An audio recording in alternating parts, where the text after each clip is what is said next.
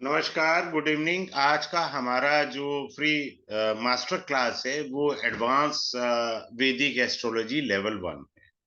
बड़े ध्यान से समझिएगा। जिंदगी में एक चीज हमेशा याद रखिएगा, जब भी एस्ट्रोलॉजी पढ़नी हो क्लासिकल वे में ही समझ आएगी, अन्यथा आपको कभी समझ नहीं आएगी, सदैव कंफ्यूजन बना रहेगा। ये बात आप अच्छे से बिठा लें बुद्धि में, क्योंकि चीज हमेशा क्लासिकल वे से ही आएगी। अगर आपका कुंडली में शनि स्ट्रांग है तो आपको हमेशा क्लासिकल चीज ही पसंद आएगी। सीधा सा नियम है। अब हम चलते हैं और ये बताने का प्रयास करते हैं आपको। उससे पहले मैं एक आपको चीज दिखा देता हूं। इस कोर्स के अंदर बहुत सारी चीजें हैं। राशि है, विशेष बिंदु जो इसके हैं, ग्रह वक्री है। वक्री ग्रह को मुझे पढ़ाने में 2 से 3 क्लासेस लग जाएंगी। काफी बड़ी चीज है वक्री ग्रह। मारक है, बाधक ग्रह है, कॉमन चीजें पता है, पर इसकी एडवांस टेक्निक नहीं पता हमें। भावत भवाम सिद्धांत, उपचय भाव है, काल पुरुष के उपचय भाव कौन से हैं, और उनका कुंडली में कि कोई भी लगन हो तो क्या प्रभाव रहेगा, ये इंपॉर्टेंट है। लगन लगनेश बहुत इंपॉर्टेंट है। 6 8 12 के विपरीत राजयोग, जिसे हर्ष सरल और विमल आप लोग बोलते हैं, विपरीत राजयोग आ जाएगा। जिस प्रकार ग्रह का नीच भंग होता है, ऐसे ही उच्च के ग्रह का उच्च भंग भी हो जाता है। दिख तो रहा है हमें उच्च का, लेकिन वो कैंसिल हो गया, वो एक ऑर्डिनरी प्लेनेट बन गया। बात को आप समझिए, वो क्या बन गया? Ordinary planet. बृहस्पति, जो मेरा सबसे इंपॉर्टेंट पॉइंट है, जो मैंने इस क्लास में गिफ्ट देना है आपको, वो सबसे कीमती चीज आप देखिएगा और मैं आपको बताता हूं। अभी एक सेकेंड,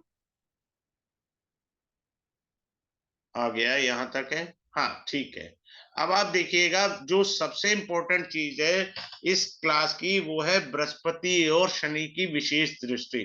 आपको बस इतना पता है 3 7 10 है, 5 7 9 है, लेकिन इसका गुप्त रहस्य ज्यादातर फैकल्टीज अपने महंगे कोर्सेज के अंदर रिवील करती हैं। Such kind of a technique वहां पे भी कुछ लोग नहीं करते। 25,000 कोर्स में शायद ही कोई ये रिवील करेगा ये वाली टेक्निक। आखिर मीनिंग क्या है बृहस्पति और शनि की दृष्टि की छुपी हुई बातें, जो मैं इस क्लास में रिवील करूंगा। The most important part of this course is this. अब आता है इसके बाद धन योग है। राशि के जो चिन्ह है, तिथि है, जन्म तिथि है, योग है, करण है, वार जन्म है, कारको भाव नाशाय है। D1 का 10th हाउस आपकी लाइफ के कैरियर को रिप्रेजेंट करता है। तो इतने सारे टॉपिक्स हैं आपको समझने के लिए, और मुझे समझाने में आपको 10 दिन लगेंगे। काफी एडवांस टेक्निक मुझे समझानी है। क्लियर है? तो अब मैं शुरुआत करने से पहले ये बता देता हूं आपको, बहुत बेहतरीन, आप अपना चार्ट खोल करके बैठिए। You love to enjoy this class, मैं इतनी गारंटी ले सकता हूं। मंडे से ये क्लास स्टार्ट होगी। मंडे टू फ्राइडे होगा। 8 to 9 PM होगा। क्लास स्टार्ट होगी 22 जनवरी 2024 को। टाइम इसका रहेगा 8 से 9 PM रहेगा। टाइम मैंने ऊपर लिख दिया है। और ये 10 क्लासेस का रहेगा, और क्लास की रिकॉर्डिंग लाइफ टाइम मिलेगी। क्लास की रिकॉर्डिंग लाइफ टाइम रहेगी आपके पास। फिर आएगा इसके बाद पॉइंट, ई सर्टिफिकेट मिल जाएगा। और सबसे अच्छी बात है, मैंने बड़ा नॉमिनल फीस रखा है 3200 फॉर दीज 10 क्लासेस। लेकिन टेक्निक के साथ आप फीस को कंपैरिजन नहीं कर सकते, ये सदैव याद रखना। Best of the best technique है। आपको जितनी ट्रिकी वीडियोस मिलती हैं, इस कोर्स को करने के बाद आप खुद बनाओ ट्रिकी वीडियोस, कि जी आपके 5वें घर में ये ग्रह बैठा है, 7वें में ये बैठा है, तो ये होगा। तो सच काइंड ऑफ है ट्रिकी वीडियो आप खुद बना सकते हैं। और आपको कोई इजीली डिफीट कर दे, ये संभव ही नहीं है। इतना आसान नहीं है भाई साहब, मैं सीधी बात कहता हूं। अब आप कुंडली पर आइए। लगन जो होता है कुंडली का किंग होता है। लगन और लगन का स्वामी कौन होता है? लग्नेश। अब आप देखिए, लग्नेश किंग होता है कुंडली का। क्लियर है? तो किंग क्या करेगा? ये हमारा लगन है, असेंडेंट, और इसका स्वामी जो है लग्नेश, जिसे हम बोलते हैं, वो किंग होता है। ये किंग है कुंडली का। जहां बैठेगा लग्नेश कुंडली में, उस भाव को मजबूत करेगा, उस भाव को अपलिफ्ट करेगा। क्लियर है? चलिए, अब मैं सबसे खराब ग्रह भाव से चलता हूं। मान लीजिए आपका लग्नेश छठे घर में बैठ गया। लग्नेश ascendant lord sitting in the sixth भावा। तो अब इसके दो मीनिंग आएंगे।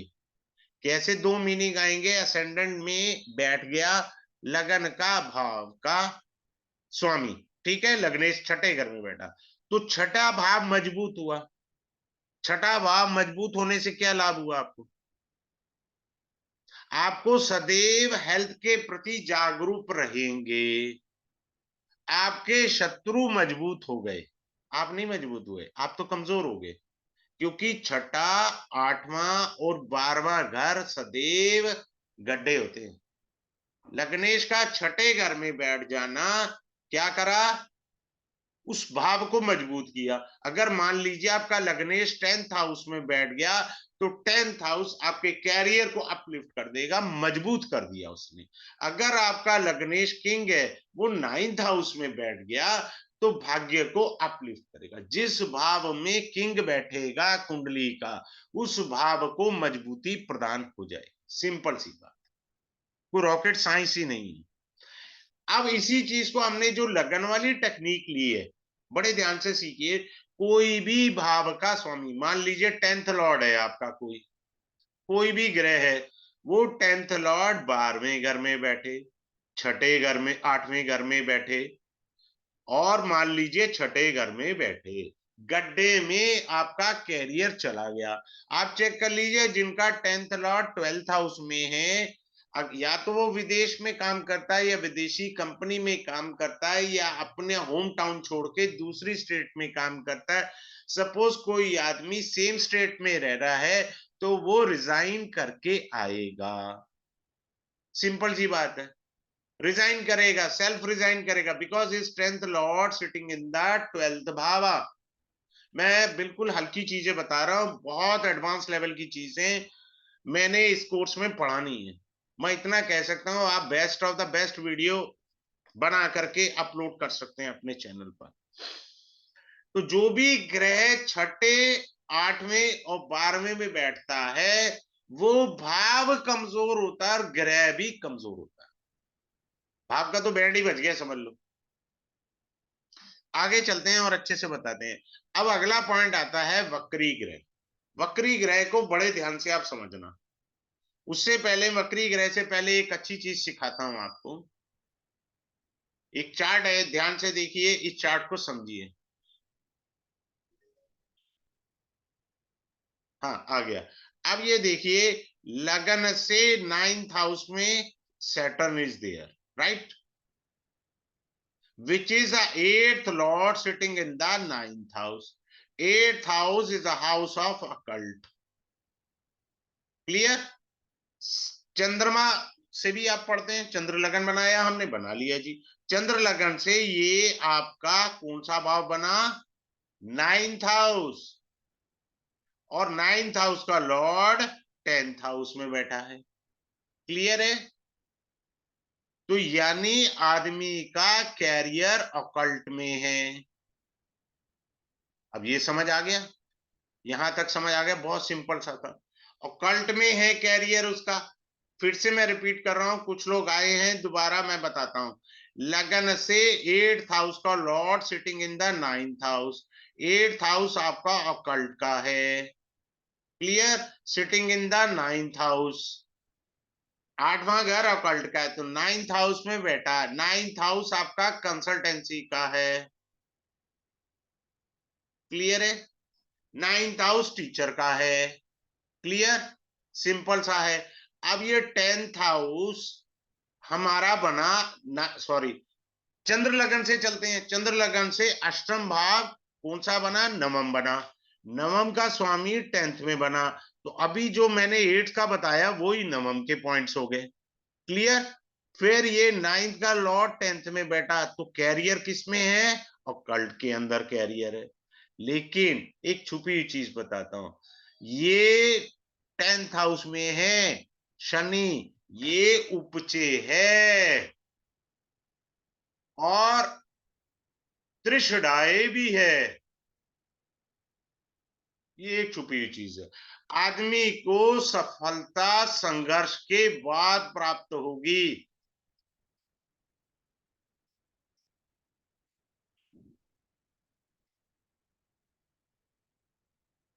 देख रहे हैं, अभी हमने एक एलसीएम निकाल दिया था।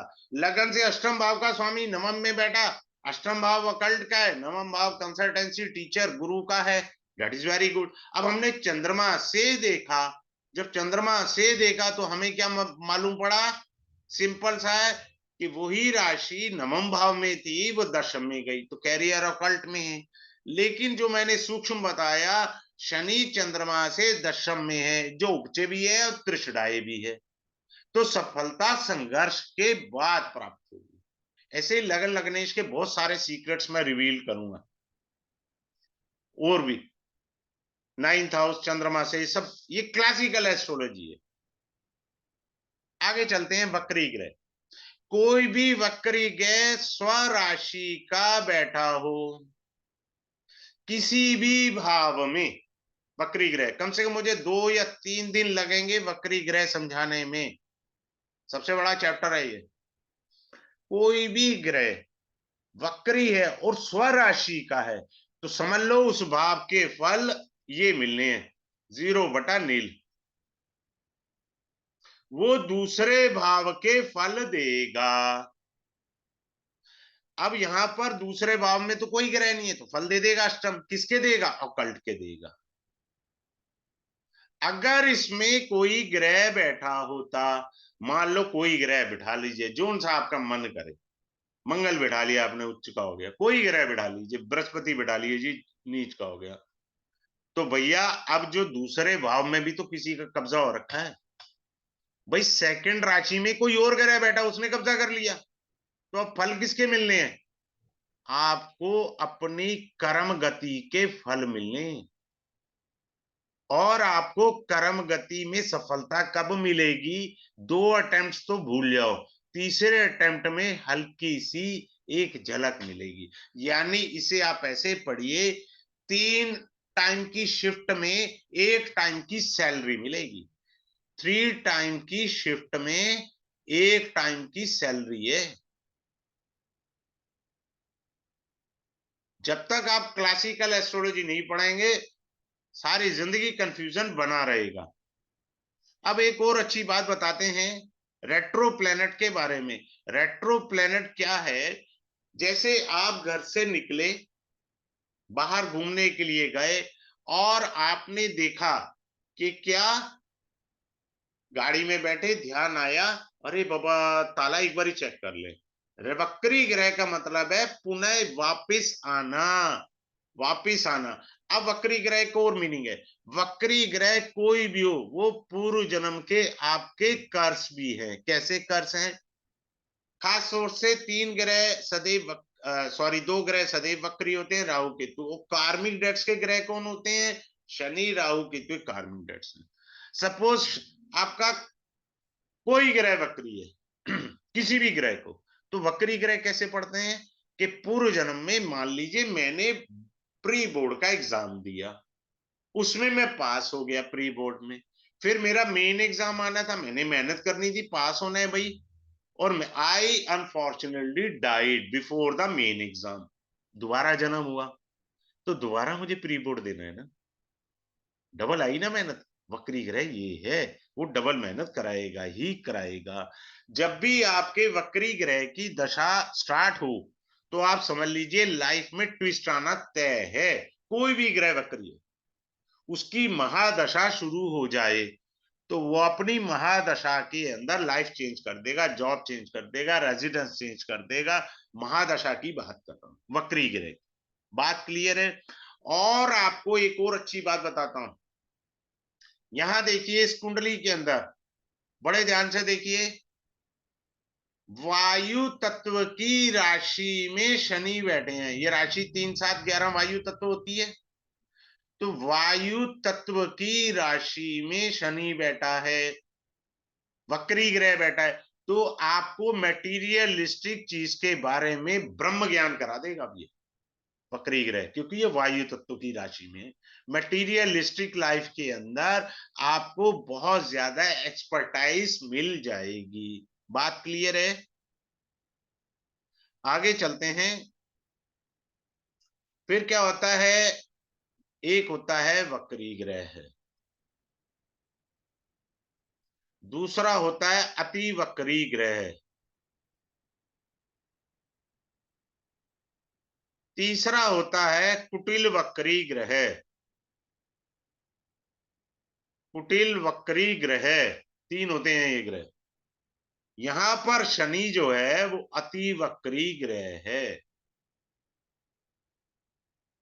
यहां अति वक्री ग्रह, जो भी ग्रह सूर्य से सप्तम होगा वो अति वक्री ग्रह होता है।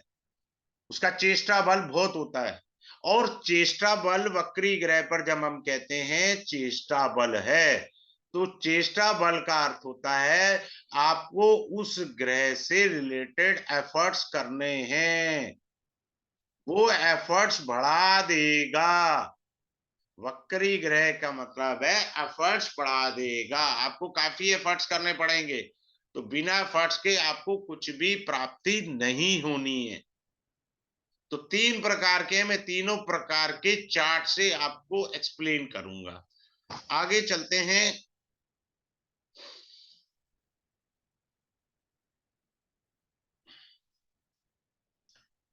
अब मान लीजिए वक्री जो ग्रह हैं अग्नि तत्व की राशि में आ जाए, तो मीनिंग बदल गया। मान लीजिए मंगल अग्नि तत्व की ही राशि में बैठ गया और वक्री हो गया, ये तो गड़बड़ हो गई। राशि भी अग्नि है, मंगल भी अग्नि तत्व का ग्रह है, तो मीनिंग बदलते जाएंगे।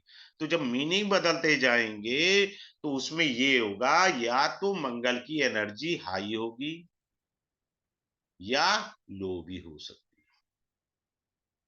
ठीक है, क्योंकि अग्नि की राशि में है तो हाई के चांस है। ठीक है, इस तरह से। अब आगे चलते हैं। वक्री ग्रह की दशा में जीवन में काफी उलझने आती हैं। वक्री ग्रह का ग्राफ यूं जाता है,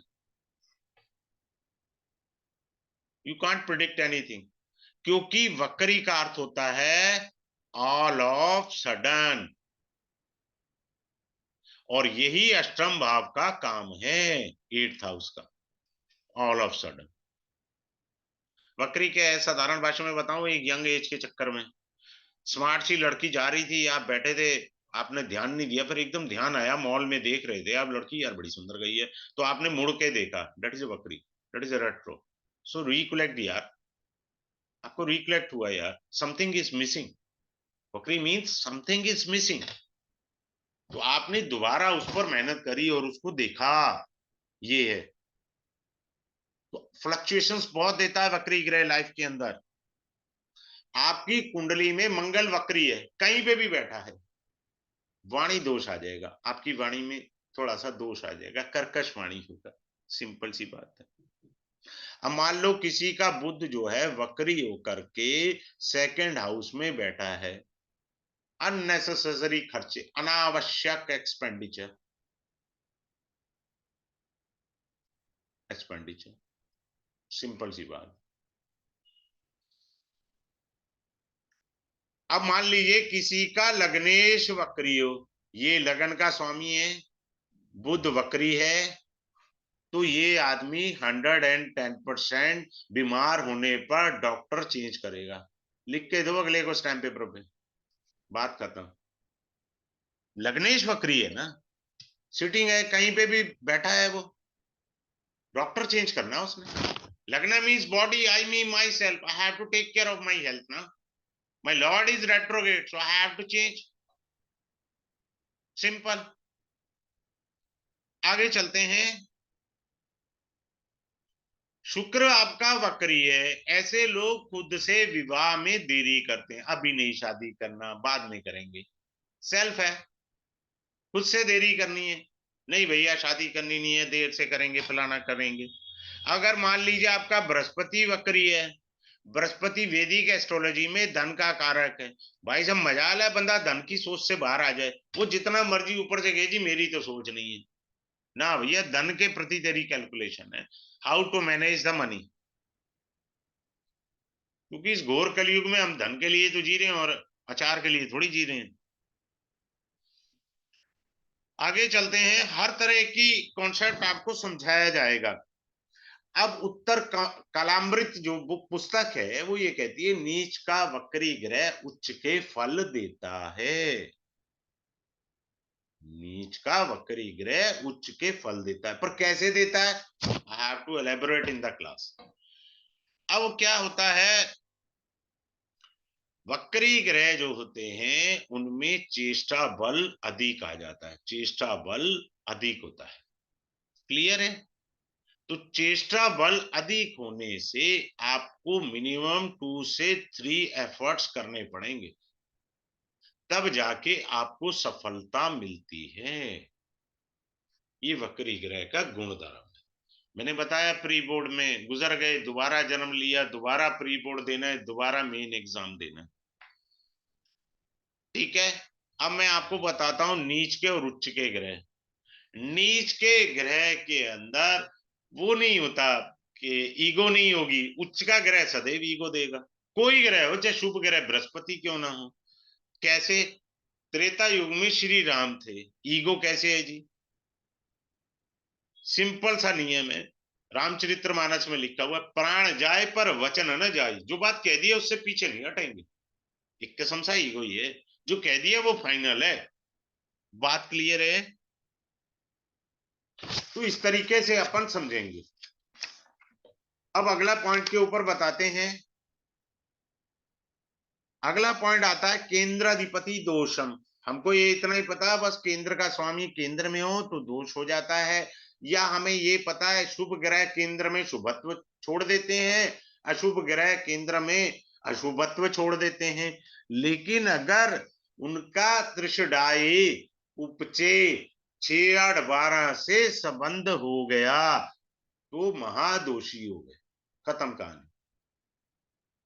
केंद्र के स्वामी का 6 8 12 से उपचय से त्रिषडाई से संबंध अशुभ फल देगा, बात खत्म। Clear picture? अब आते हैं बाधक ग्रह के ऊपर। बाधक ग्रह आपको पता है द्वितीय और सप्तम भाव के स्वामी बाधक होते हैं, हमको बाधा पहुंचाएंगे, बस इतना ही पता है। अब आप देखो, चार्ट ले लेते हैं, एक ब्लैंक चार्ट ले लेते हैं आपको समझाने के लिए। अब बाधक ग्रह जो है, अब मान लीजिए किसी का कन्या लगन है तो यहाँ 12 आएगा। ठीक है, तो ये बाधक पति बना बृहस्पति। क्लियर है? अब बाधक ग्रह के साथ राहु या केतु बैठ गए तो बैंड बज गया, यानी राहु के और केतु बैठ गए। ये तो कार्मिक डेट्स वाले प्लेनेट है, ऊपर से ये इसके साथ बैठ गए। और 7th हाउस आपका मारक भी है, ये भी दोष आ गया। एक और करेला और नीम चढ़ा, ये भी हो गया। ठीक है, सिंपल सा हो गया। अब मैं आपको टफ वाली चीज बताता हूं। मान लो यहाँ 5 है तो यहाँ 4 है। क्लियर है? ये राहु हो गया, या केतु ले लो, कुछ भी ले लो, अपनी कोई रिश्तेदारी है। अब मान लो मैंने बृहस्पति और चंद्रमा बिठा दिया, ये तो बाधक था मारक था, और मारक था। ये बाइसप चंद्रमा जो है ना, डिस्पोजिटर कौन है इनके? राहु केतु। चंद्रमा के डिस्पोजिटर कौन है? राहु केतु। और सत्यानाश हो गया, राहु केतु खराब करके पूरी तरह से, युति बहुत खराब होगी। ऐसे ही हम इसको चेक करेंगे, खरेश ग्रह के साथ गुलिक के साथ अगर रिलेशन आ गया तो और ज्यादा पीड़ा देंगे ग्रह। आदमी कुछ कर नहीं पाएगा जीवन में, आगे नहीं बढ़ पाएगा। सपोज किसी का हाँ यही ले लो, 12वां है और इसका स्वामी बृहस्पति बना, साथ में गुलिक बैठा दो, हो गया कबाड़ा। या गुलिक कहीं भी बिठा लो, यहां गुलिक बिठा लो और चंद्रमा साथ में बैठ गया, बात तो एक ही है। भाई साहब गुलिक का डिस्पोजिटर है, पीड़ा दे देगा सॉलिड वाली दशा आने पर। अब आते हैं उपचय भाव पर समन्वय। अब आता है भवात भावम सिद्धांत। छठे से छठा अगर आपको धन देगा, ये मैंने डिटेल में पढ़ाना है, कुछ एक पॉइंट्स उठाए हैं। धन लाभ तो देगा, लाभ भाव का स्वामी, चूंकि लाभ है तो धन लाभ देगा, पर ये मत भूलिए वो छठे से छठा है तो रोग भी देगा। और भी बहुत सारी चीजें होती हैं छठे भाव से। एक्स्ट्रा मैरिटल अफेयर भी छठा भाव, ये 11th हाउस होता है, एक्स्ट्रा मैरिटल 11th हाउस वो भी होता है वो। और 11th हाउस क्या है? उपचय है। उपचय है 3, 6, 10 और 11, यानी उपचय का स्वामी उपचय में बैठा, ये याद रखना। तो उपचय का स्वामी उपचय में बैठा तो उसको वृद्धि कहते हैं, वृद्धि करेगा। तो वृद्धि करेगा का क्या मतलब हुआ? तो रोग को बढ़ाता चला जाएगा, जैसे जैसे धन आता जाएगा रोग भी बढ़ता चला जाएगा। अब आगे चलते हैं। उपचय के अंदर क्या होता है कि उपचय भाव जो होते हैं आपके 3, 6, 10, 11, अगर यहां पर पापी ग्रह हैं तो आपको एफर्ट्स से जीवन सिखाएंगे। शुभ ग्रह बैठे हैं तो आप एफर्ट्स करना ही नहीं चाहते। भैया मिल रही है ना 30,000 सैलरी, ठीक है कर लेंगे गुजारा, ओके। ये एफर्ट सिखाते हैं पापी ग्रह और जीवन को सुधार देते हैं। ये शुभ ग्रह एफर्ट्स करने से बचते हैं। अब एक एस्ट्रोलॉजर की कुंडली में बृहस्पति 11th हाउस में है, भैया उसे डेली इनकम चाहिए, बात करता, एफर्ट्स की तरफ उसका ध्यान कम जाएगा। बात क्लियर है? अगर बृहस्पति की 3, 6, 10, 11, अगर बृहस्पति की उपचय पर दृष्टि है तो उपचय में ताकत और आ जाएगी, उसकी श्री वृद्धि और हो जानी। बात क्लियर है? अगर शनि की दृष्टि आ गई उपचय पर तो वो आपको एकाग्रचित्त कर देगा, डेडिकेशन दे देगा उपचय पर।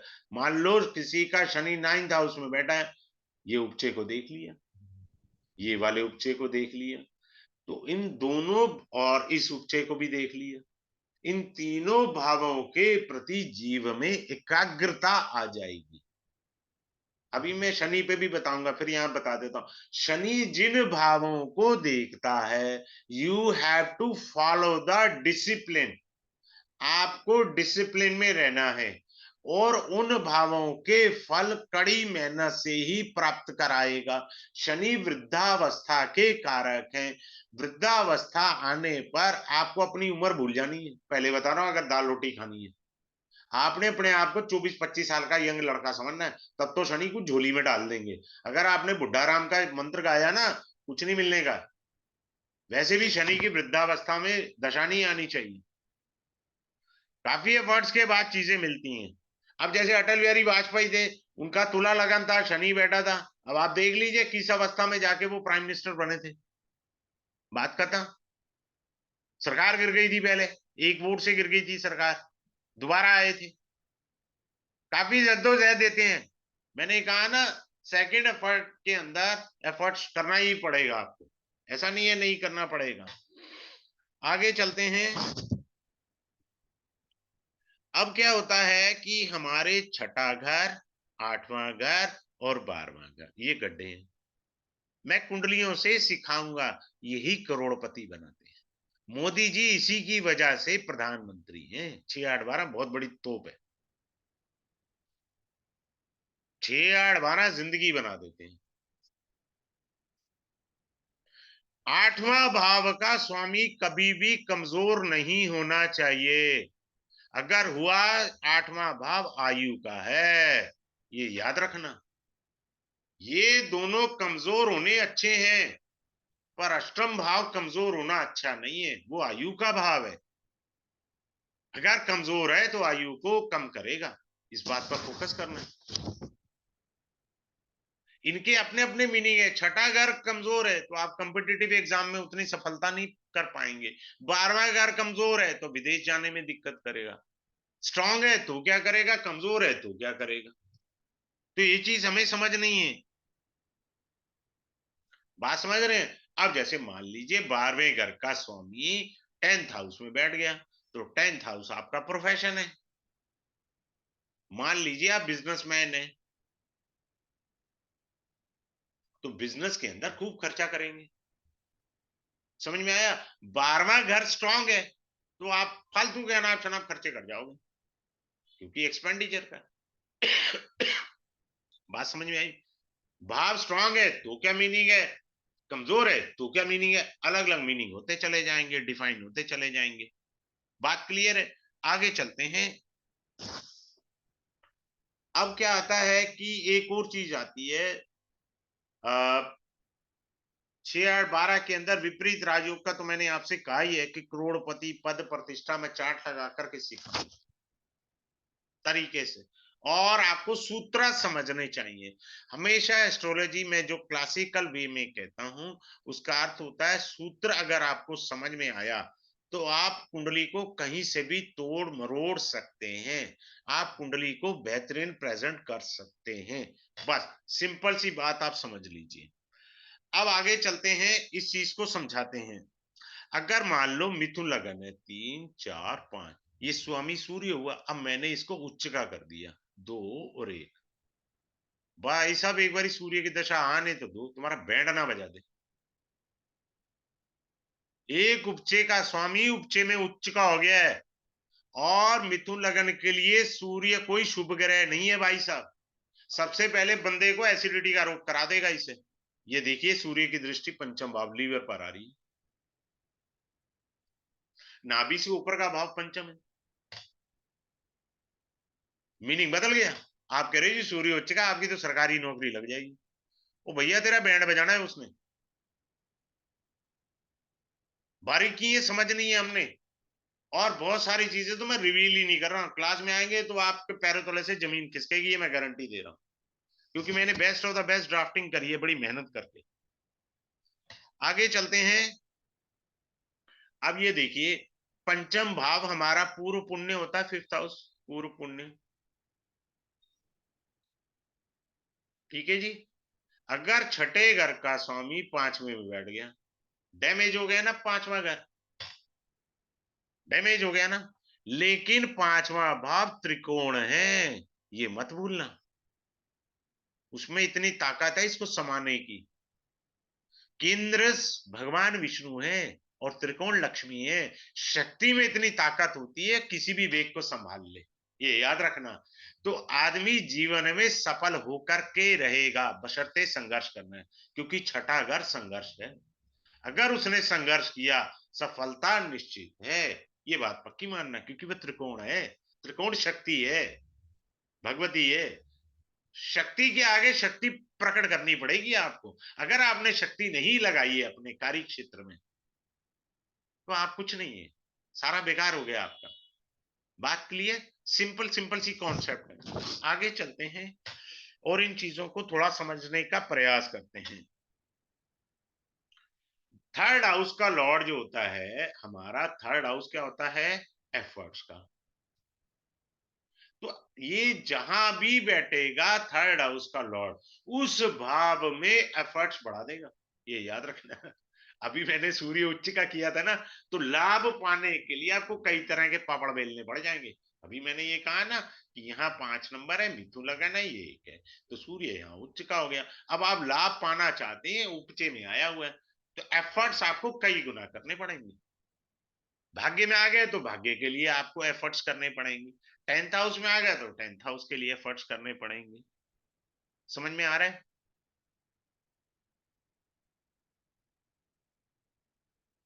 इन चीजों को आपने बारीकी से समझना है। एक काल पुरुष होता है, काल पुरुष के भी उपचय भाव के बारे में बहुत अच्छी बात बताऊंगा। कोई लगन हो, काल पुरुष के उपचय बहुत अच्छा फल दे देते हैं। उन चीजों को हमने समझना है और समझ करके आगे चलना है। ठीक है। अब आगे आता है, अगला पॉइंट आता है हमारा डिस्पोजिटर थ्योरी, जिस भी भाव में कोई ग्रह बैठा है, मान लीजिए 3, 4, 5, यहां पर बुध बैठ गया थर्ड हाउस में, सूर्य बना ना। अब सूर्य को मैंने क्या करा, यहां बिठा दिया, यहां बिठा दिया, यहां जरा ठीक है। डिस्पोजिटर कहाँ है? मकान मालिक और किराएदार का संबंध 6-8 का है।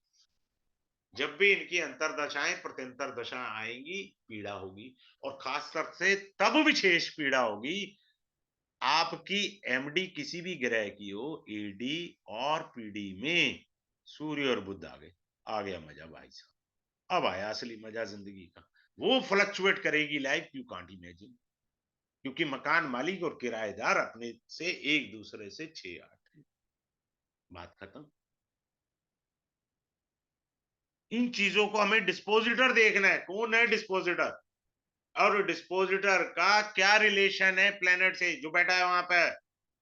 अगर तो त्रिकोण का संबंध है तो लाइफ चमक गई, ये आ गया त्रिकोण का संबंध, अब लाइफ चमक गई। ट्राइन रिलेशन आ गया, that is very good. Trine relation one of the best relation है।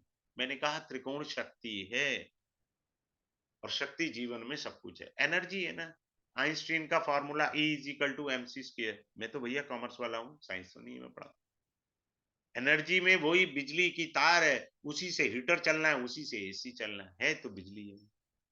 तो शक्ति के पास जैसी कोई चीज जुड़ेगी उसे वो सही ढंग से अपलिफ्ट कर देगी। बात क्लियर। डिस्पोजिटर के अंदर एक और चीज बताना चाहूंगा, मान लीजिए किसी का मेष लगन है, यहाँ राहु बैठा है, यहाँ बुध बैठ गया। अब जिनको नाड़ी आती है, ट्राइन बन गया 2, 6, 10, तो ये बहुविद्या योग भी बना। वैसे मेरा मूड आ गया, मैंने कहा चलो नाड़ी की एक लाइन तो बोल ही देते हैं, लेकिन अगर हम वैदिक से चल रहे हैं, चूंकि ये वैदिक एस्ट्रोलॉजी मेरे को पढ़ाना है, तो राहु का डिस्पोजिटर केंद्र में है और राहु से त्रिकोण में, अच्छी स्थिति में है। राहु भी फल देगा अच्छे, और बुध भी देगा। कारण राहु इंडिपेंडेंट हो गया छठे घर के अंदर, छठम भाव में, तो पूरे राहु अपनी दशा में अपने फल नहीं, बुध के फल देगा। बुध के फल अपने नहीं, अपने न्यून फल देगा, बुध के मेन देगा। इसीलिए मैंने बहुविद्या का, जिसको क्रॉस एग्जामिन नाड़ी से करा दिया मैंने अभी यहीं पर ही। मैं जब भी अपनी कंसल्टेंसी में होता हूँ, ध्यान से देखता हूँ प्लेनेट कहाँ क्या रिलेशन है, ऐसे थोड़ी है तुक्के मारो चल दो जी, नॉनसेंस। तो इस तरह से नहीं अपन कर सकते, हमको बड़ी बारीकी से देखना है। क्लियर है? अब आगे चलते हैं और आगे समझने का प्रयास करते हैं। क्या समझना है? सूर्य और चंद्रमा का रिलेशन अधम योग देता है। अधम योग भाई साहब, धक्के खाने पड़ेंगे जिंदगी में बहुत सारे। लो जी, मैंने सूर्य लगन में बिठा दिया, चलो चंद्रमा यहां बिठा दिया। आपका मन है चंद्रमा लगन में बिठाना है तो लगन में बिठा लो, सूर्य यहां बिठा दो। इट गिव्स यू ना अधम योगा, बिकॉज सूर्य और चंद्रमा का संबंध केंद्रीय संबंध है। केंद्रीय संबंध जब भी हो, बड़े ध्यान से सुनना अगर आपके चार्ट में है, केंद्रीय संबंध क्या देता है आपको, आप अपने कैरियर में फ्लेक्सिबल नहीं हो पाते, लिटिल बिट सम रिजिड, कंप्रोमाइज करने में दिक्कत देगा। किन किन क्षेत्रों में आपको दिक्कत देना है, उन चीजों को समझना है हमने। फिर मैंने पढ़ाना है कि नीच के ग्रह नीच भंग हो जाता है। भैया उच्च के ग्रह का भी उच्च भंग हो जाता है, वो दिखता जरूर है उच्च का ग्रह, पर उच्च के फल उसने धिले के भी नहीं देने आपको, आपको दिख रहा है। अब आपको जोडिएक साइन भी पढ़ाने हैं, मेरे को हर चीज पढ़ानी है, तिथि है। अब देखिए तिथि क्या होती है, तिथि होती है जल तत्व। तिथि क्या होती है? जल तत्व। अब त्रयोदशी के ग्रह बनते हैं बृहस्पति देव, ठीक हो गया, और गलती से आप बृहस्पतिवार को ही पैदा हुए। क्लियर? फिर से रिपीट कर रहा हूं, त्रयोदशी तिथि के बने ग्रह बृहस्पति, और आप जिस वार को पैदा हुए वार है बृहस्पतिवार। आपने कहा जी वाह जी, मैं तो बृहस्पतिवार को पैदा। याद रखिए, तिथि जल तत्व है, वार अग्नि तत्व है। हो गया लोचा। एक ही ग्रह जानबूझ के उठाया मैंने। त्रयोदशी तिथि के ग्रह बने बृहस्पति, वार जो है उसके भी आप बृहस्पति हुए, तो आपको तो दिखा अच्छा नहीं। वार अग्नि तत्व है, तिथि जल तत्व है, तो इससे क्या होगा आपके जीवन में? रिलेशनशिप का लोचा रहेगा। जहां भी रिलेशन बनाने जाएंगे वहां दिक्कत आएगी, और बृहस्पति देव जहां कुंडली में बैठे हैं वहां भी दिक्कत देंगे। क्लियर? अब आप किसी भी वार के दिन पैदा हुए हैं, चलिए, अब ये हो गया तिथि और वार। अब सिंपल वार पर आ जाते हैं। जिस वार को आप पैदा हुए हैं, अब वो देखिए वो कुंडली में कहां बैठा है। अगर भाग्य में बैठा है तो भाग्य को अपलिफ्ट कर देगा वो वार का स्वामी। अगर 6, 8, 12 में है तो गया। 3, 6, 10, 11 उपचे भाव में बैठा है, संघर्ष दे देगा। वार का स्वामी कहां बैठा है? बस कुंडली देखिए और आपको पता लग गया मैं किस वार को पैदा हुआ था। ठीक है, तो फिर से मैं बताना चाह रहा हूं आप सबको, जो है सारी चीजें हैं इसके अंदर, कोई छोटी चीजें नहीं है, कम चीजें नहीं है। इसके अंदर राशि है, चिन्ह है, जन्म तिथि है, योग है, करण है, वार का जन्म है, मैंने अभी एक झलक दी है। सबसे इंपॉर्टेंट चीज डायमंड जो मैं बता रहा हूं आपको, बृहस्पति और शनि की दृष्टियों के गुप्त राज I will reveal in this course. No one interested, even 20,000। जो कहता है ना, मैं कहता हूँ जाओ जाके उससे बोलो कि मुझे ये इसके गुप्त सूत्र दे दे दृष्टियों के। नहीं देगा टीचर, नॉट इंटरेस्टेड। यही तो डायमंड है उसके पास। I will reveal it, no problem. Simple सी बात। अब ये मैं फिर से बताना चाह रहा हूं आपको, बहुत सारी चीजें हैं इस कोर्स के अंदर, छोटी चीज नहीं है, डेप्थ ऑफ द डेप्थ है। अब ये कोर्स स्टार्ट होगा, जो लोग बाद में है, मंडे टू फ्राइडे चलेगा। 8 to 9 PM रहेगा इसका टाइमिंग। डेली क्लास रहेगी। मंडे टू फ्राइडे 10 क्लासेस रहेंगी इसके अंदर। और ये कोर्स जो है 22 जनवरी 24 को स्टार्ट होगा, कल राम मंदिर का। उस हिसाब से आपको क्लास रिकॉर्डिंग, जिसको भी कुछ पूछना है तो अपना कैमरा ऑन करके अनम्यूट करके मेरे से पूछ सकते हैं, कोई दिक्कत नहीं है। क्लास रिकॉर्डिंग आपको लाइफ टाइम के लिए मिल जाएगा। उसके बाद क्या है, ई सर्टिफिकेट मिल जाएगा। उसके बाद क्या है आपको, आपका जो फीस है, मैंने नॉमिनल फीस रखी है, क्योंकि काफी लोग मेरे को बोलते हैं सर आप हाईली पेड हैं। So I reduce the fees just in 3200 rupees. You can avail this opportunity. Best of the best है। तो अगर आपकी कोई क्वेरी है, और एक अच्छी बात शेयर कर रहा हूँ, मेरे को एस्ट्रोसेज से फोन आया, बोले सर आपके स्टूडेंट चाहिए। I love to happy. ये मेरे को बहुत अच्छा लगा सुनने में। मेरे पास कोई दुनिया नहीं आ रही, चाहे 2 लोग मेरे पास आ रहे हैं, पर अगर एस्ट्रोसेज ने मेरे को अप्रोच किया है कि सर हमें आपके स्टूडेंट चाहिए, मुझे नहीं पता, कुछ लोग गए होंगे। चलिए, किसी की कोई क्वेरी है तो अपने आप को अनम्यूट करके पूछ सकते हैं। आप अपने आप को अनम्यूट कर लिए। If you have any query you can ask me, otherwise we are going to wind up this class. ठीक है, चलिए, have a good day. Thanks a lot for joining this webinar. Thanks a lot once again to you.